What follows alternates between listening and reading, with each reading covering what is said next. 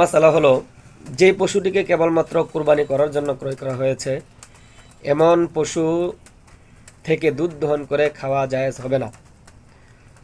তাহলে কোনো পশুর যদি উলানে পর্যাপ্ত দুধ জমা হয়, দুধ দহন না করলে কষ্ট হবে, তাহলে সেই ক্ষেত্রে দুধটা দহন করে সেটা ফকির মিসকিনদেরকে সৎকা করে দিবে। অথবা যদি কেউ ভুলবশত নিজে খেয়েই ফেলে, তাহলে সেই দুধের সমপরিমাণ মূল্য গরিব মিসকিনদেরকে সৎকা করে দিতে হবে। কারণ কুরবানির পশু যখন কুরবানির জন্য ক্রয় করা হয়, সেটা থেকে কোনো ধরনের উপকৃত হওয়া জায়েজ নেই। এমন পশুর দুধ দহন করে খাওয়া জায়েজ নেই, এমন পশুর দ্বারা হাল চাষ করা জায়েজ নেই। মোট কথা, কুরবানির জন্য ক্রয়কৃত নির্দিষ্ট পশু কোনো উপকারেই কাজে লাগানো যাবে না।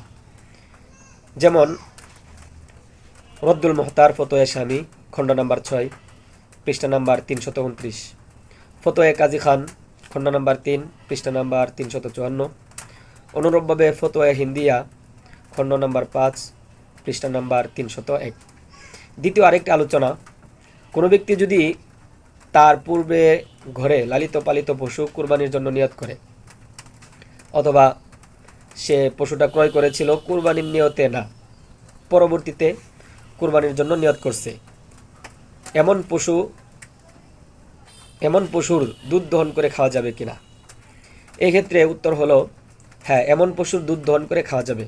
কেননা যেই পশুটিকে কুরবানির জন্য ক্রয় করা হয় নাই, পরবর্তীতে নিয়ত করেছে কুরবানির জন্য, অথবা ক্রয় করাই হয় নাই, তার ঘরে নিজের ঘরে পালিত পশু, শুধুমাত্র নিয়ত করছে যে এই পশুটা আগামী বছর কুরবানি দেব, তাহলে এমন পশু থেকে উক্ত ব্যক্তি দুধ দহন করে খেতে পারবে, কোনো অসুবিধা নাই।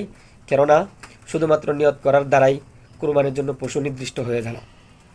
যেমন বাদাই উসনায়ে, খণ্ড নাম্বার 4, পৃষ্ঠা নাম্বার 192, লাউকানা ফি মিলকি ইনসানিন শাতুন ফানাওয়া আইয়ুদহিয়া বিহা আবিশতারা শাতান ওয়ালাম ইয়ানবিল উযহিয়াহ ওয়াক্তা শিরা ثم نوى بعد ذلك أن يضحي بها لا يجب عليه سواء كان غنيا أو فقيرا لأن النية لم تقارن الشراء فلا تعتبر। যে কোনো ব্যক্তির মালিকানায় যদি কোনো একটি বকরি থাকে, তারপর সে উক্ত বকরি দ্বারা কুরবানি করার নিয়ত করে, অথবা বকরি ক্রয় করেছে কিন্তু কুরবানির নিয়তে ক্রয় করে নাই, তাহলে এমন পশু শুধুমাত্র নিয়ত করার দ্বারাই তার উপর কুরবানি করা ওয়াজিব হবে না, সে ধনী হোক বা গরিব হোক। যেহেতু কুরবানির জন্য নির্দিষ্ট হবে না, তাই এরকম পশু থেকে দুধ দহন করে খেতে পারবে, কোনো অসুবিধা